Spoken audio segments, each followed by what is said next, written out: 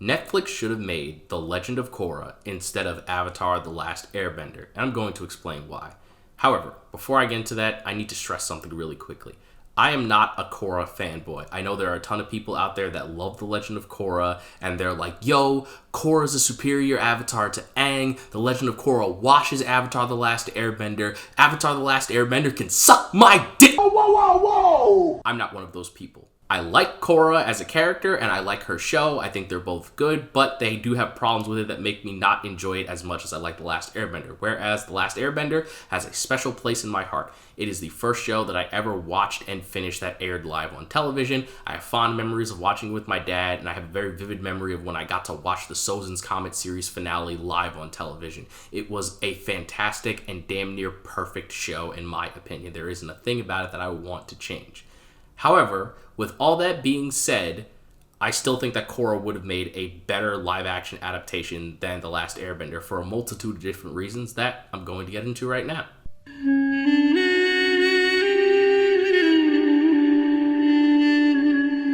Avatar The Last Airbender is one of the most iconic fantasy narratives that has been written in the most recent years. And that in it of itself is a problem. Because when you adapt something, whether you like it or not, things end up being changed. It's just a byproduct of the nature of adaptations. Whether if it's because of studio mandates from producers and such, the creators having their own unique ideas that they want to implement into the series, budgetary constraints, practicality restraints between stunts and stuff like that, whatever the case may be, things end up getting changed when things are adapted. That's just how it happens. It's unfortunate, but it's how it's got to be. And that is why it's a problem to adapt The Last Airbender.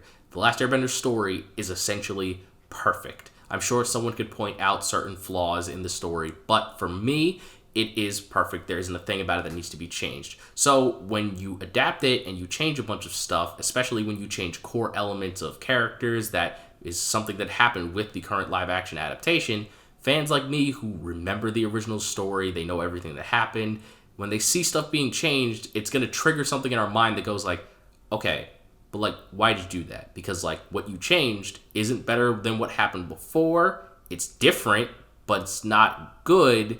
And now because you changed that, that means this event that happened later as a byproduct of that can't happen anymore. And it's kind of just a domino effect from there that kills enjoyment in what should be an enjoyable experience. However, this problem is circumvented if you adapt Korra instead of The Last Airbender, because Korra's story is nowhere near as well written as The Last Airbender. Regardless of if you like it or not, Korra's story has problems with it. That story has a ton of problems because of the way it was created. Initially, Korra was supposed to be a 12-episode miniseries, and it was supposed to end with the first season. But then, if you know anything about the show, it got renewed for 3 more seasons after that. And the problem with it is each season feels extremely self-contained. It feels like they wrote every season with the idea that it probably was going to come back after that, and that's where it was supposed to end. And because of that, there isn't a sprawling, overarching narrative with character development and character arcs like the original series had, so it feels extremely off, especially when it comes to season 2, which very much feels like the gas leak season from Community, with characters acting extremely out of character. But you can fix these problems with the adaptation, because now you can not only look at how the show unfolded originally, you also have the ability to research reviews and people's opinion pieces on the show to learn what they liked, what they didn't like, what worked, what didn't work, and you can fix that in the adaptation. So a perfect example of this is the character Kuvira, who is the main antagonist of the 4th season of Legend of Korra. Now, Kuvira is introduced at the end of the final episode of season 3, and she's just like, "You can call me Kuvira." And it's like, oh, okay, I suppose you're an important character. And then when season 4 starts, you find out she's the main antagonist. But the problem with this is, the reaction you have when you find that out is just like, oh yeah, the girl from the end of the last season.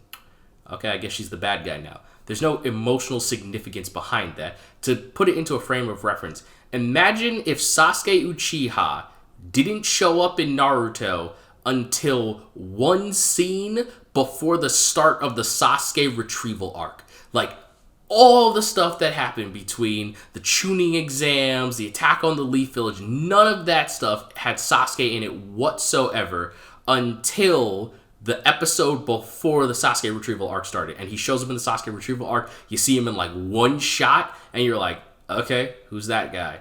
And then the next arc is like, we have to go get him because he's one of the faithful ninjas of the Leaf, and he's going down the wrong path. You'd be like, yo, who the fuck is this kid? Why should I care?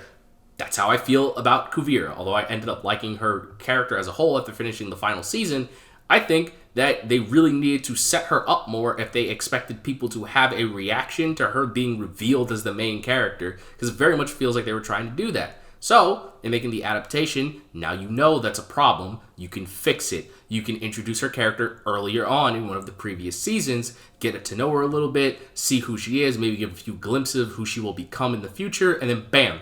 Now when you see her in the final season, it's more of a shock than it just meh. Or, using another character example, the character of Mako. Mako in the series in the first season is established as a street tough kid who grew up protecting his little brother after they became orphans, and him and his brother always wanted to become pro bending athletes, and that was their dream. They struggled to get to that point, and they were finally going to reach their final goal. Then, season 2 starts, and he's just a cop. It takes place like a few weeks, maybe like a month or two after the first season ended, and then he's just a cop now, and like he quit being a pro bender, and this is what he does now. There was nothing in that entire first season that alluded to the fact that he wanted to be a police officer. Him and his brother wanted to be pro bending athletes. That's what they wanted to do. That was their dream. And then season 2 is around, he's just like, yeah, I quit and I became a cop now. There's no segue in between that. It felt more like someone was like, you know, it'd be cool if he did this in season 2. And then they did it without thinking about how that felt for his character. But in the live action adaptation, you're redoing the story. You could add in scenes of him being like, yeah, you know, my little brother wanted to be a pro bender. Instead of taking care of my little brother, that's why I'm going to work alongside him to achieve his goal. But realistically, I'd like to become a police officer. It's something I've thought about. You could add in something like that to make it more believable and understandable that that's what happens to him in later seasons. Stuff like that. Little changes can be added into the show, changing certain scenes, introducing elements that allude to later attacks and stuff that happen in the series. That works so much better because, you know, Korra lacks a lot of these things, and you could fix that if you readapted the show into live action and retold the story. It would touch up the story so that fans of the original would have something new to look forward to with elements that expand upon what they already love. And maybe people who didn't like the original Korra because they had problems that this stuff was lacking would enjoy the new live action version because now it's fixed up a lot of the narrative problems that pulled them away from the original show in the first place.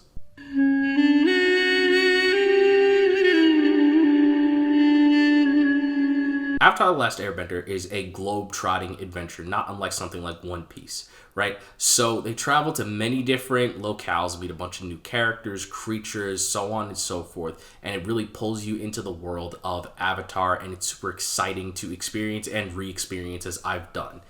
But the problem with making this live action is that you can't make all that stuff because of one big problem that comes with making things in live action. Money! Because of that, you have a limit to how many practical effects you make. You have a limit to how much CGI and visual effects you can use. So that puts a limit to what you can do, and you have to work around the story to function with the budget that you have for the show. And in the live action, they did it in a way that I wasn't particularly fond of. They took out core aspects of Aang's character, that being his goofiness and willingness to go on random side adventures, as well as being like, okay, we're going to condense like a few stories into one location.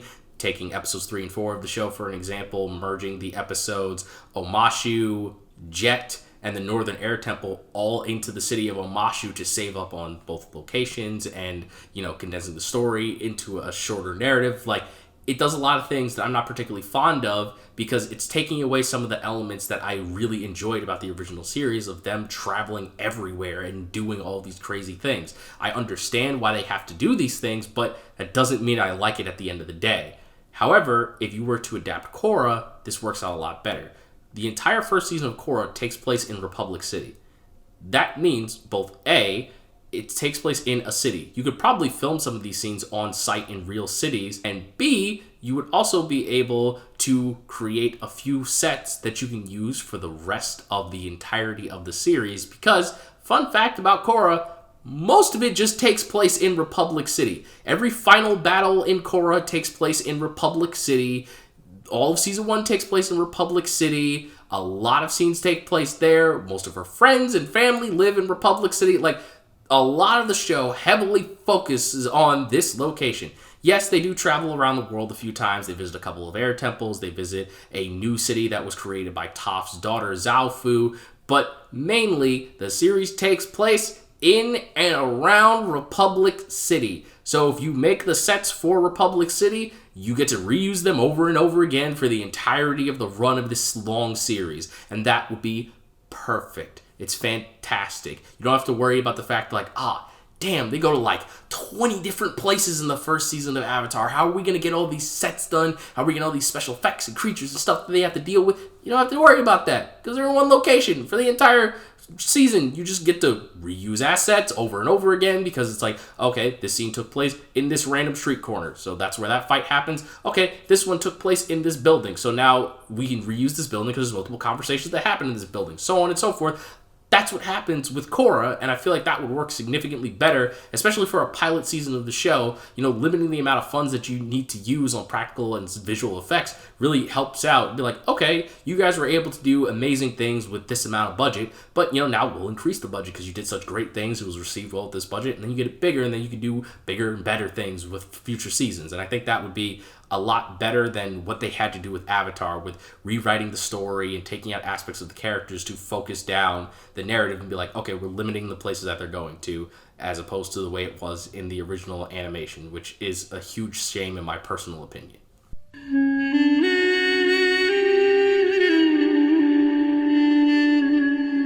If you know anything about Avatar: The Last Airbender, then you've obviously seen Appa and Momo before. They're the mascots of the series, but they're also fully realized characters. So much so that both of them actually have their own individual episodes throughout the course of The Last Airbender.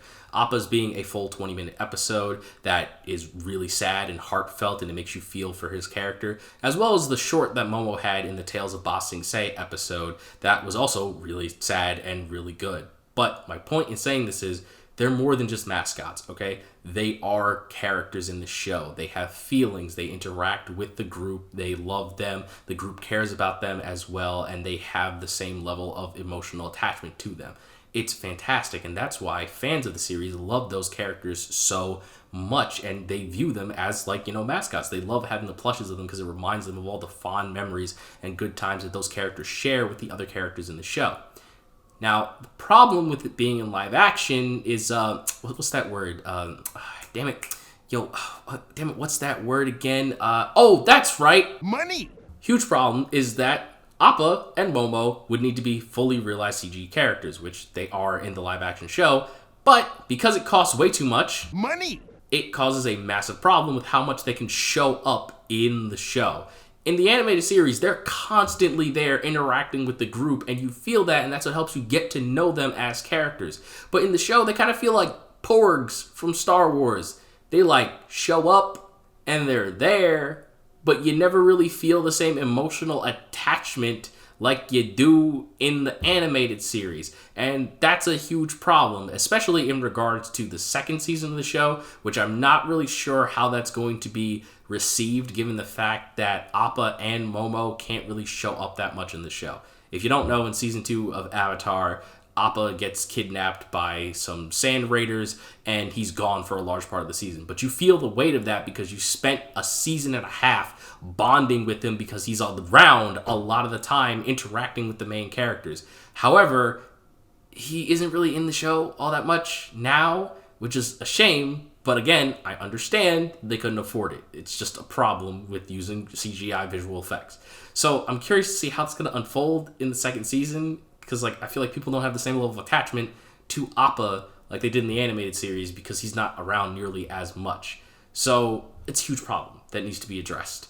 But if you did Korra, you don't really have that problem because, no offense to the people that love Naga and Pavu, they're not really important. They feel more like mascots than Appa and Momo do. Appa and Momo feel like characters that happen to also be the mascots of the show. Pavu and Naga feel like mascot characters because they're not really there all that often. They feel like pets as opposed to Appa and Momo feeling like friends of the characters from the original series. So much so that Naga and Pavu, I said that wrong, Naga and Pavu aren't really in a lot of Korra the later the seasons go on. Like, I genuinely forget that, like, they exist until, like, they show up, and I'm just like, oh, yeah, that's right. You're a thing. Now, I get it. They wanted to have Korra have her own companion animal in the same way that Aang had Appa and Momo. But, you know, it just didn't really work out too well because they're not utilized in the same way. Naga is a very land-based animal, and unfortunately, unlike Avatar, they used Appa to travel everywhere. But when you get to Korra, they're driving around in cars. There are also sky bison that fly them from location to location. So Naga's kind of just left on the sidelines from time to time, and Pavu is just a mascot. Like, there's no other thing about, like, Pavu is just a mascot character. He doesn't really have much personality. He's kind of there to just be cute and funny. That's really about it. There's no depth to Pavu. That's just all he is. So, like, you know, you can have them not be in the adaptation all that much because they're not really that important. So you don't have to worry about, like, okay, so, like, we need to have these things in the show because they're important. So, like, how are we going to do this, especially because they're really important to narratives that happen in later seasons? Like, you don't have to worry about that. You have them show up as much or as little as you want because, like, honestly, no one's really going to give a damn because they're not that important to the overarching narrative as a whole. So, you know, that's really about it. I can think of one specific instance where Naga was really important. That's when Korra got kidnapped in season 1. Naga's the one that found her. That's it. That's really about it, in my personal opinion. There's probably other moments that I could feel someone would argue with me about in the comments, but, like, you know, at the end of the day, they're not nearly as important or as iconic as Appa and Momo, and it's just like, all right, that works because now we don't need to show them around a lot because they're not as emotionally integral to the character's growth and storylines that happen in the show as the other ones are. So, bing bang booty pow. Just make them, you know, show up a few times, do some cute things, maybe have an action set piece with them. Boom. Don't have to worry about it for the rest of the show. Move on to other things that are more important.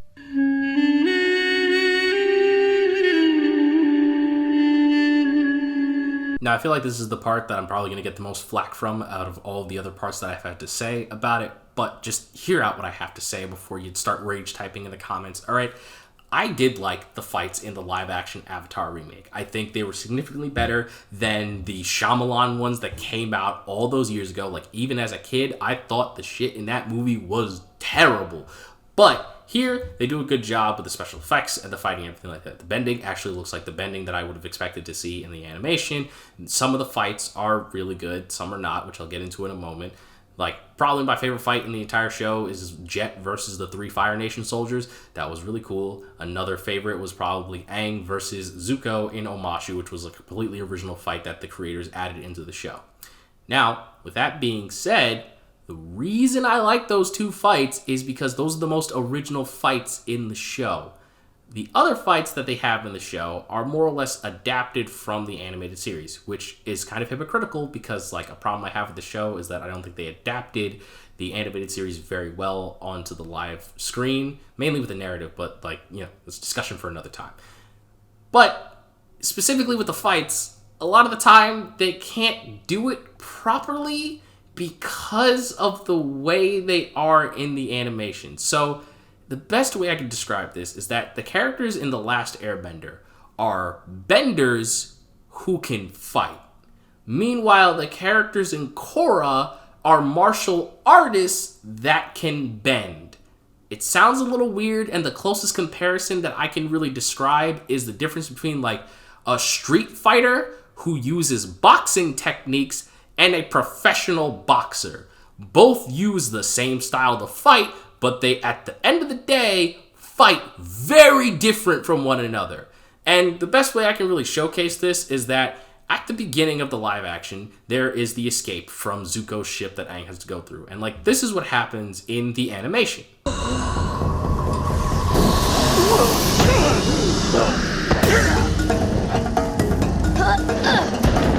It's very fun, very acrobatic, super enjoyable. This is how it happens in the live action, though. It's not nearly as entertaining as it was in the animation, right? Then I think the biggest showcase of this is probably one of the most iconic fights in all of, I was about to say Naruto. I don't know why. Maybe it's because Netflix is also doing a live action adaptation of Naruto. At least I think it's Netflix. I heard that, you know, live action adaptation of Naruto is being done, but, like, that is a story to talk about in the future when that comes out. But regardless, what I was trying to say was one of the most iconic fights in Avatar was Katara versus Master Paku. And they basically tried to replicate how that fight is, like, 1-to-1 from the animation. But, like, it's probably the worst fight in the entire show. I appreciate what they were trying to do, but, like, it just didn't look right. Like, this is how it happens in the animation.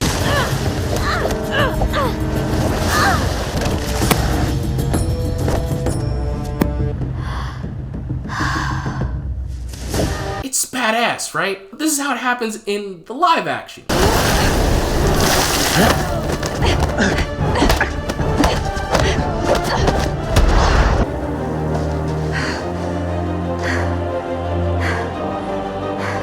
Is that all you got? Not that cool. Like, they tried, and I commend them for that, but it just didn't land nearly as well as they probably wanted it to, and I'm just like, well, this kind of sucks. Like, you have to do this fight because it's integral to her character, but, like, also, it just didn't look that great. Like, you probably should have just, like, you know, made an original fight for this with choreography rather than trying to adapt what happened in the show, because, like, you just couldn't do it right because of the way the characters move. All of these characters are masters at bending that use their mastery style of that to fight, which has them react in some unrealistic ways that you can't really do in live action without, like, a lot of special effects budget.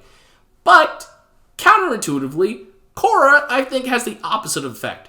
The characters in Korra feel like martial artists, like I said, that use bending. So most of their styles and fights tend to use a lot of martial arts techniques that real people can do that have an extension of a bending attack coming immediately after the, well, initial blow, I guess is the best way to say that. Take the scene between Kora and Kuvira, which is one of the best fights in the entirety of The Legend of Korra.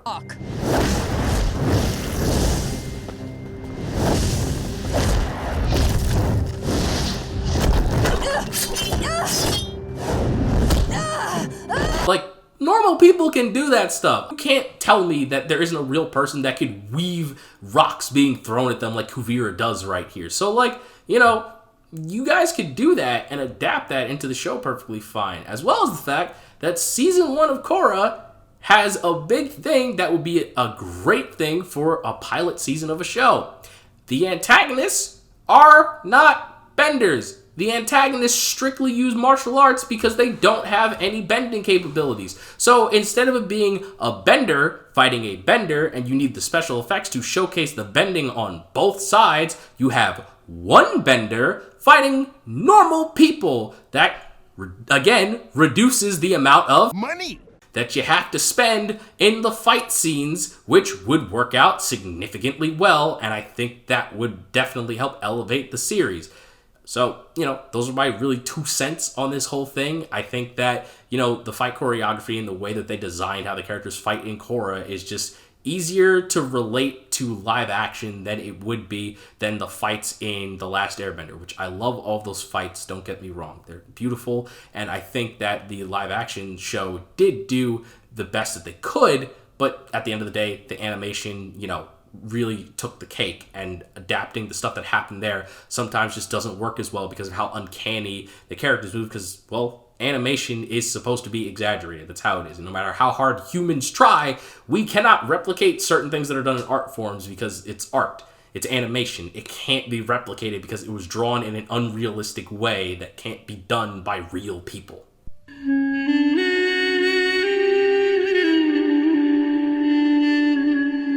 That's all I really have to say on this matter. I truly believe that Korra would have made a better live-action adaptation than Avatar: The Last Airbender, mainly just because, well, it has a lot of things that can be improved upon as I've gone through this entire video. There's a lot of stuff that either just works better translated into live action, or things that just you could have made better because of the nature of Korra's show as a whole in comparison to what I believe is one of the most perfect shows ever made in The Last Airbender.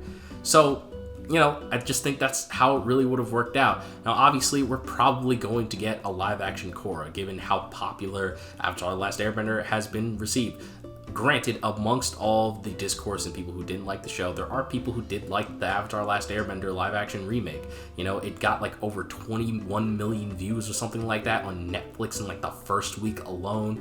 Netflix has already reviewed it for books 2 and 3, or seasons 2 and 3 of the show, to finish out the narrative of the original Last Airbender and everything like that. So it's hugely popular. We're getting more of it, and probably in like the next decade or so, we're probably going to get the Korra live action adaptation. That's just what I imagine happening. However, you know, I hope that the Avatar The Last Airbender live action remake improves in the future, and I end up liking seasons 2 and 3 significantly more than I liked season 1, regardless of my feelings of thinking that they just shouldn't have touched it in the first place and just made Korra instead, because that actually has stuff that you could make interesting and worthwhile for fans of the original series and fans who didn't like the original series, as well as fans who've never seen Korra in the first place. But, you know, that's just how I feel about it. So that's all I gotta say. Like, subscribe, follow me on Twitter, links in the description down below. Comment, tell me if you agreed with what I said, you disagree, you like me, you hate me for whatever reason. I don't know, just tell me down below, as well as the fact that I'm the innocent villain. Remember, folks, you're innocent till proven villainous, and I will catch you in the next video. Peace. Also, Netflix, if you make Korra, you'll probably get a lot of views, because I know the internet would probably lose their minds over thirsting over the fact that there is a live action version of Korra and Asami, given how much people love the animated version. So, like, it's just money on the table right there. All right, that's all I have to say. Bye.